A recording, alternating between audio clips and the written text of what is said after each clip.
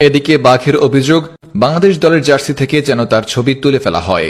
কারণ বাংলাদেশ দলের জার্সিতে তার ছবি রাখার ফলে বনের অন্যান্য পশুরা তাকে ভয় পাওয়া তো দূরে থাক, তাকে দেখলে দূর থেকে হে হে করে হেসে দেয়। এছাড়া গত কয়েকদিনে বাংলাদেশের খেলা দেখে বাঘ বমি করতে করতে তার অবস্থা অনেকটাই খারাপ। এই অপমানের বিরুদ্ধে রুখে দাঁড়াতেই মূলত বাঘেদের এই অভিযোগ। তবে বাঘের অবর্তমানে বাংলাদেশের জার্সিতে কোন পশুর ছবি থাকবে এ নিয়ে এখনো বৈঠক চলছে।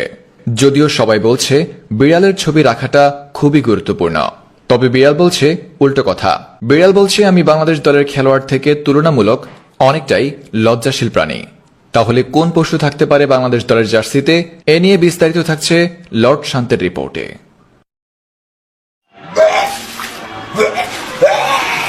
বমি করছে বাঘ, অন্যান্য প্রাণীরা তাকে দেখে হাসি তামাশা করছে। যে হরিণ তাকে দেখলে দৌড় মারত, আজ সেই হরিণ বাঘকে দেখে টিটকারি মারে, যেন মনে হয় বাঘ তার দুলাভাই। এইসব কিছুর কারণ বাংলাদেশ দলের জার্সিতে বাঘের ছবি লাগানোর জন্য। আর তাই বাঘেরা তাদের এই অপমানের বিরুদ্ধে রুখে দাঁড়িয়েছে।